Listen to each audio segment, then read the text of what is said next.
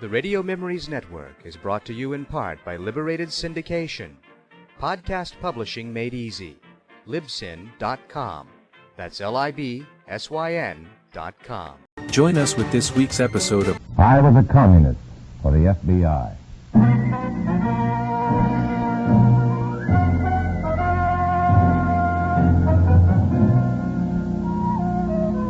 Starring Dana Andrews and an exciting tale of danger and espionage.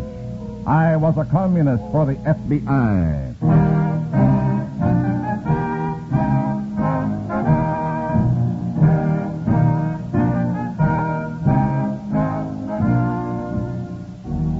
From the actual records and authentic experiences of Matt Cvetic come many of the incidents from this unusual story.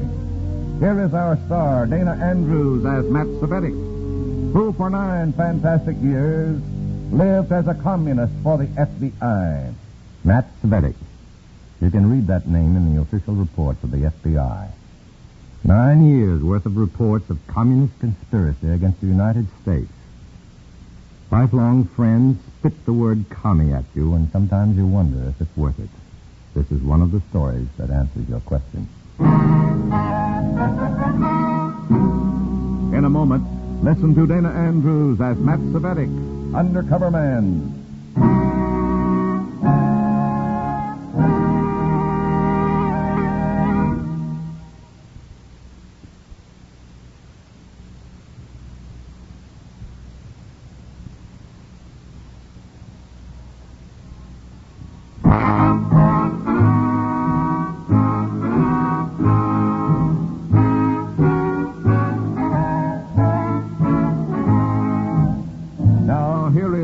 Andrews as Matt Cvetic, Undercover Man. This story from the confidential file is marked Red Clouds on the Good Earth.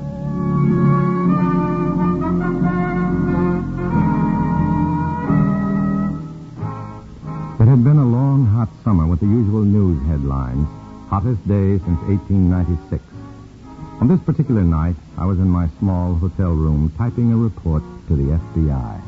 The window was shut tight. You never knew when the party might have planted someone close by.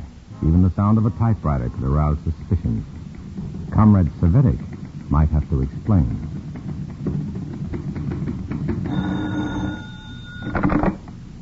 It was my cell chief, Comrade Beliski. Comrade Cvetic, you will report to the dancing school at 8 o'clock. Tonight?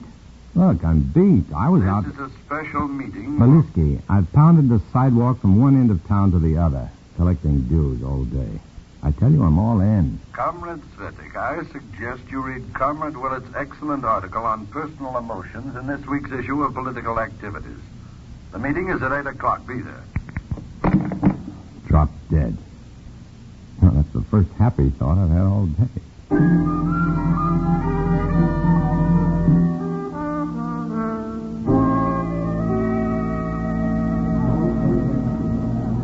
Comrades, we have received special orders. More infiltration must be done in the rural districts. We must build the party rapidly and increasingly among small farmers and agricultural workers. And most important, we must recruit the youth and assure them that the Communist Party of the United States will fight their great enemy, the monopolists, until they're beaten by the combined... I listened to Beliski with my third ear while I looked around Madame Irina's dancing school. Something new in Russian ballet, huh? But, like the rest of them, I turned my attention back to Beliski as he snapped his orders. I call your attention to this map. It is in the northern section of the state. There are many small farmers of foreign extraction. Comrades have already been placed on some of these farms as farmhands. Up here is Valley Center, where the annual Harvest Festival will be held in 10 days. This is our focal point of operation. Comrades Johnson, Kardoff, and Sonia Danachek. You will report to Comrade Stone for instructions. Comrade Cvetic? Yes, Comrade Beliski? You will work directly with me. Please wait. Now, all of you, we must start recruiting among the farmers immediately. Any names of potential members you can get, please turn in as quickly as possible. That is all.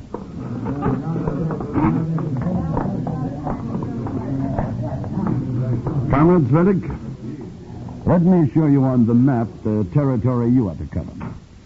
You'll start from here, Lindenville, and work your way right up through to Valley Center. I see. You'll start by planting the idea of organized youth clubs where special study can be given to specific problems. Distribute copies of our magazine Political Activities. Perhaps even solicit articles from the young people. What happens at Valley Center?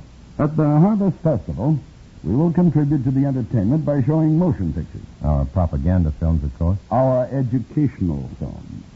I'll be there to act as narrator and drive home strategic facts in the film. Any questions, Frederick? Yes. What's my cover-up for being there? We've secured a job for you as a traveling salesman for a farm supply and implement house. A comrade arranged it. This will bring you into contact with the farmers. Oh, incidentally, there's a farmer at Valley Center, Mark Pawlowski. His son is quite a leader among the young people. Cultivate this boy. Try and stop at Pawlowski's house if you can. It'll be convenient. Any further questions? No, I guess not. Very well. Pick up your sample case first thing in the morning and leave. Good night, comrade. Good night. Oh, Comrade Beliski. Hmm? Who pays for transportation? Why, your new firm, the Farmer Supply House. They always furnish cars for their salesmen. A good joke on their reactionary boss. Someone should only know, eh? Yeah, someone should only know. But you won't be traveling alone. Why not? Why should you? Well, there's no reason except that I suppose I'm what you might call a lone wolf. Yes, I've noticed that. And I don't like it. May I remind you that even wolves fight in collective packs? I'm going with you, also as a salesman. Any objection? No, it'll be a pleasure. We'll cover the whole thing like a rug. Right down to Farmer Pawlowski. Good night, comrade.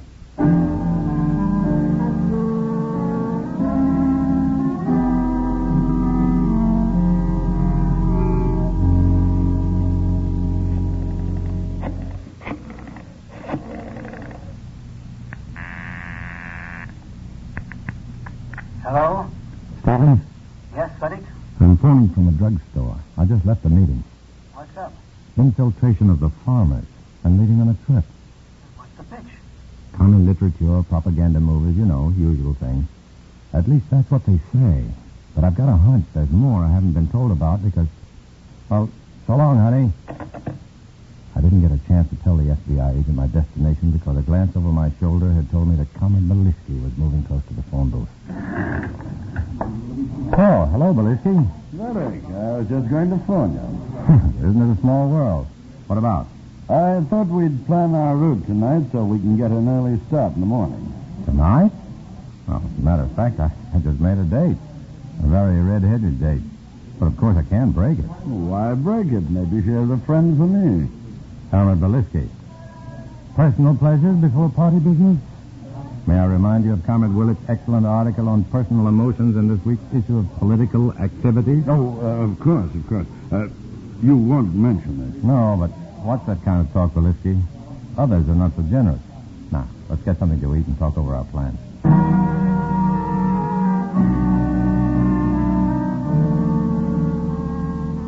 I knew Beliski's suggestion about a double date was an act.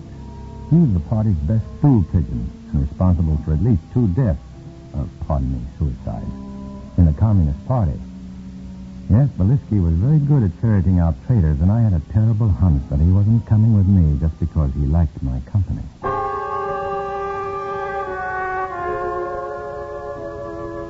Lindenville, communist clouds gathering over a peaceful community.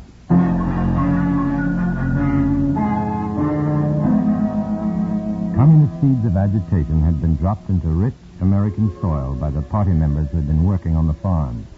Now it was time for the killing. Comrade Beliski was in his glory as he made like Little Joe and addressed groups of farmers, kids mostly, at secret meeting places. It is in the hands of you young people, the farmers of tomorrow, to decide the fate of the soil. Even now, the capitalists are speeding up a drive toward war. West Falls. You can join in the great strengthening of the world peace forces, which will weaken the present world capitalist system and till your soil in peace and plenty. or stand idly by and let them take away your plow and hand you a gun. Is that what you want?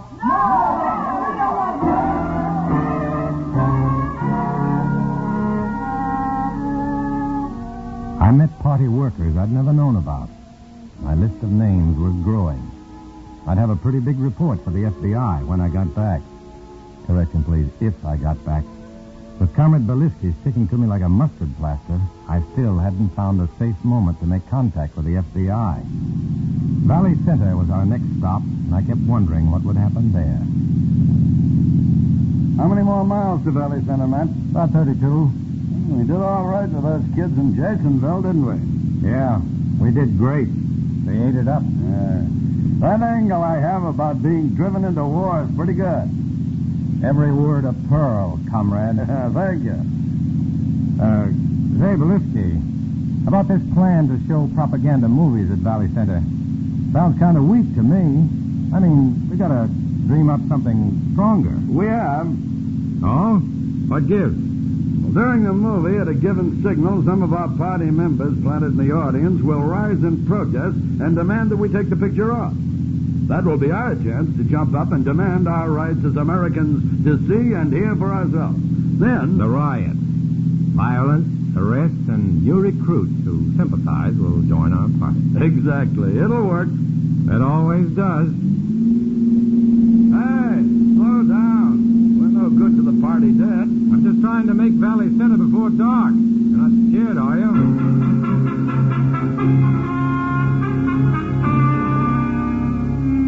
I was scared, plenty. This riot act was a small detail Belisky hadn't told me. Why? Just how far didn't he trust me? More than ever, I'd have to watch my step. But this planned violence at Valley Center, I knew what could happen. I'd seen it done before. Somehow, somewhere, I had to lose Belisky long enough to make contact with the FBI.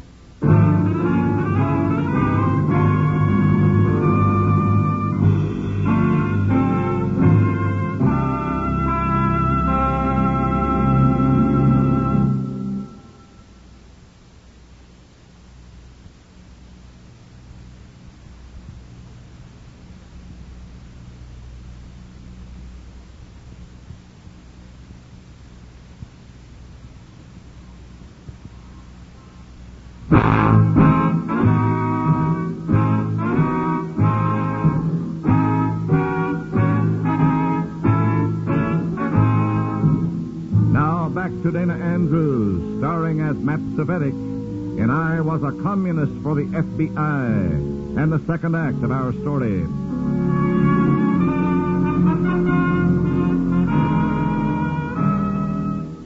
When we reached Valley Center, we could feel the excitement in the air over the coming festival. We headed straight for the general store, displayed our samples, and established our excuse for being in town.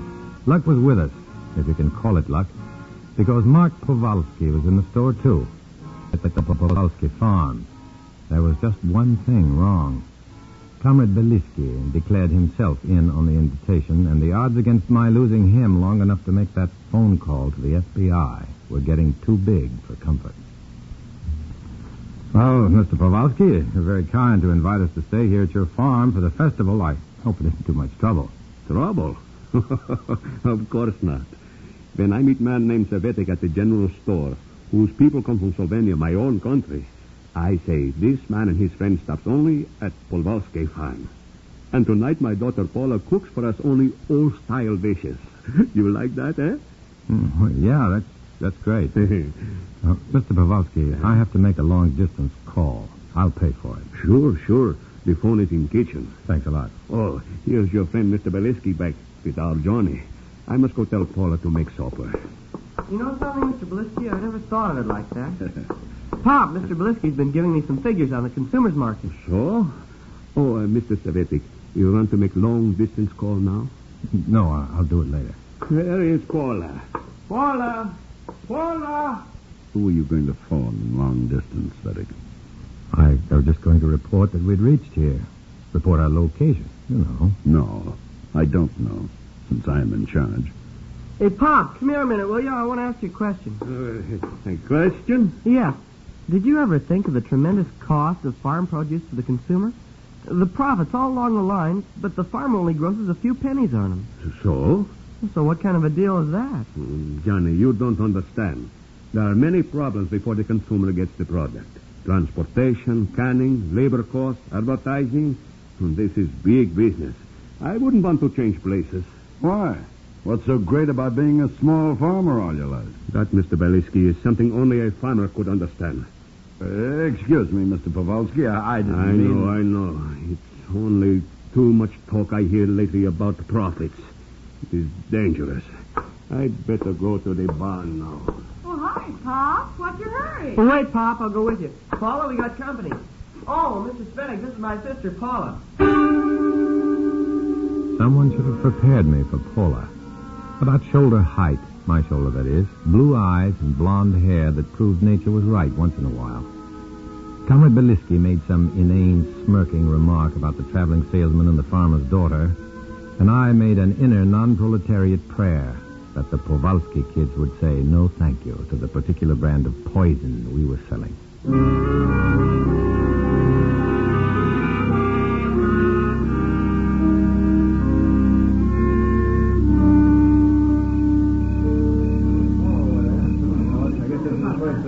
I guess we're all here, Mr. Savetic. Okay. Hey, kids. Kids, this is Mr. Savetic and Mr. Belinsky. They wanted to meet you, and I think you ought to hear what they have to say. Johnny, you'd better close the barn door. Let's keep this private, okay? Oh, sure, Mr. Belinsky. Sadik, you start, and then I'll take over. Okay, but go easy. You never know about these kids. Mr. Belinsky and I have been traveling around the country, and we've seen a lot of things that concern the small farmer. Like what, Mr. Savetic? Well, for example, what would you say is the biggest problem on your farm? Well, that's easy. The cost of irrigation. Well, what can we do about that? Alone, nothing. But the monopolists who are squeezing the agricultural workers to the wall with their ever-increasing high rates can be beaten by the combined efforts of all the workers, both industrial and agricultural. Industrial? Oh, how could the factory worker fit into our picture? I don't understand. I'll answer that one, Paula. Right now, workers all over the country are standing by, ready to strike if necessary, to bring about better conditions for the American farmer. Don't ever mention the word strike to Pa. He says anyone who strikes is a bunch of commies. And commies, as he calls them, have horns. But what does he know about the Communist Party of the United States? Or, for that matter, what do you know about it? Well, just what Pa says about it. Oh, what we read in the papers. Only hearsay, and yet you judge it. Is this the American way? Do you read in the papers that the drive to war is impoverishing the workers and farmers of this country? Do they tell you that the young farmer of tomorrow... Wait a minute. I think I heard a car. Why must this meeting be so secret? Because people brand the truth communism. And we bring you the truth. Shh, quiet, Belinsky. Oh, Dr. O'Neill, come on in. Oh, you're having a club meeting. Don't let me interrupt. I've been visiting a patient down the road, and I'm afraid my poor old car is thirsty again. That radiator. I'll get some water. No, I can find my way to the pump myself. Thank you, Johnny. But, I don't think I know these gentlemen. I'm Matt Savetic, Dr. O'Neill. This is Mr. Belinsky. We were just passing through. I see. And I trust you find our young people interesting. But please don't let me interrupt. I can get the water myself. I knew Dr. O'Neill was suspicious of us. Belinsky knew it, too. That's why he gave me the high sign to follow the doctor outside, which was just what I wanted. I had a hunch. It was a long shot, but it might work. Dr. O'Neill? I'm over here at the pump. May I give you a hand? Oh, thank you, but I have enough water now. Then I'll carry the pail over to your car. All right. Thank you, Mr. Svenik. We're very proud of Johnny Powalski and the other boys and girls. They've done some good, progressive work on their farms. Yes, they're fine kids. Doctor? And I know that nothing will ever change them. I like to believe that of all our young Americans. So do I, Doctor. So do I. I'm glad to hear you say that, Mrs. Svenik. Oh, well, here's my car. Now, let me put the water in for you. Careful of that radiator cap. It gets very hot. Don't worry. Leaky radiators are my specialty. I never had a car yet that didn't have one. There we go. Doesn't have the thing fixed. I know. But there are so many more things these days that need to be fixed. My little car seems unimportant. Oh, thank you, Mr. Svedek.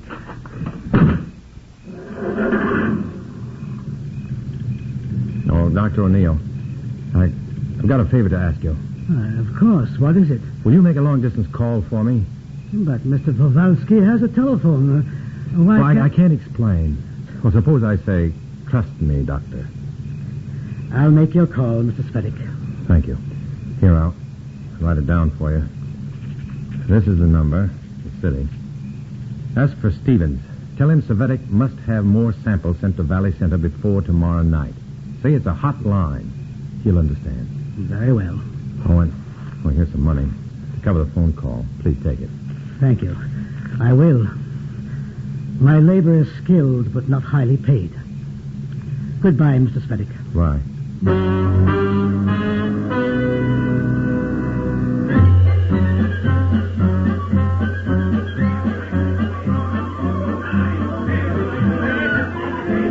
It was the big night.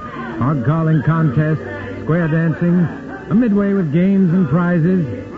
For a brief moment, I was just a guy out with a girl, Paula, having a ball at the country fair. Test your strength, mister. Ring the bell and win a baby doll for your girl. Okay. Matt,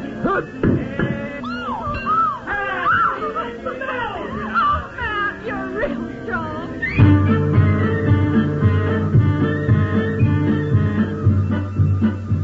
Paula didn't know how much strength I'd need to carry me through the night and to take me away when it was over.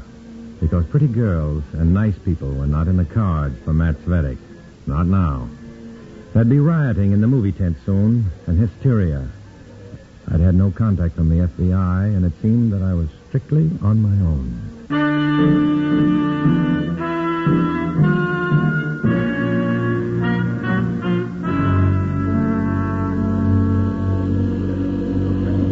The propaganda movie was on the screen, and Balisky was narrating. Here are the farms of the present under the Soviet Union. See the fields of plenty. I looked around the audience. I knew which of the party members scattered around were ready to start a protest against the film. That would be the signal for Balisky and the rest of us to give the pitch that this was proof that Americans were no longer free to see the truth. And I still didn't know if Dr. O'Neill got the call through to Stevens. I could only hope. About 10 minutes more, and the fireworks would start. I heard the tenseness creep into Balisky's voice. Under the Soviets. And here, my friends, are actual pictures of just a few of the many small farms all over the United States that are being forced out of existence by capitalist exploitation. Suddenly, in the middle of Balisky's narration, something happened. Someone had started a riot, all right, but they weren't Communist Party members.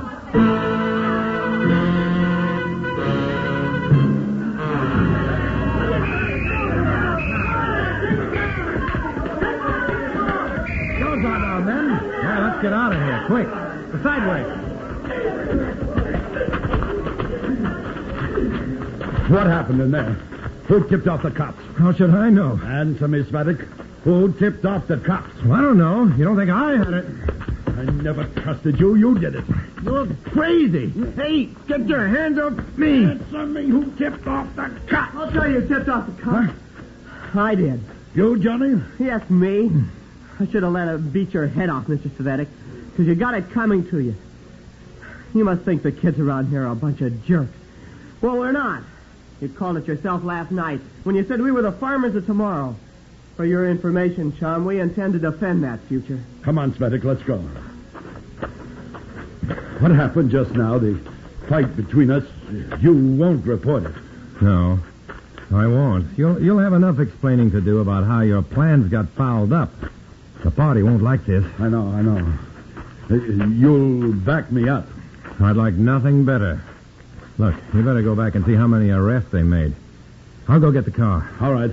I'll meet you on Main Street. Mr. Svedek! Mr. Svedek! I've been trying to find you. Oh, hello, Dr. O'Neill. I'm very sorry, but I couldn't get your call through. Mr. Stevens was out of town. I've been wanting to return your money.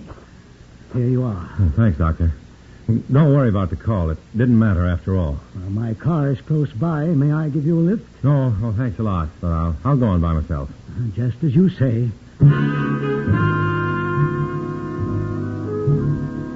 You take one last deep breath of the fresh country air. The earth feels good beneath your feet. The good earth. You look back at Valley Center and wish you could chew the fat with Johnny or visit with Mr. Powalski or walk under the stars with Paula. But forget it. You're an undercover man. You're a communist for the FBI. You'll walk alone.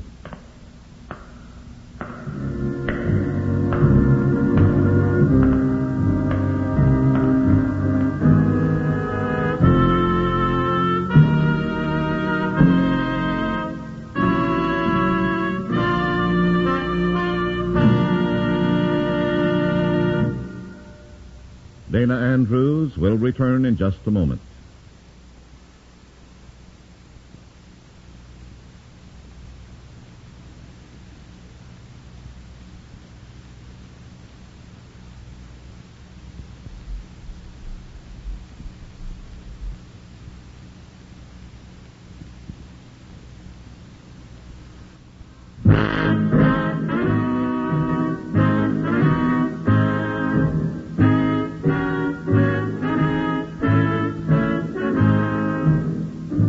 This is Dana Andrews with a word about the story you've just heard.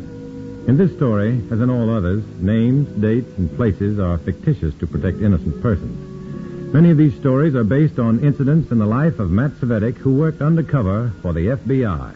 Next week, another fantastic adventure. Join us, won't you?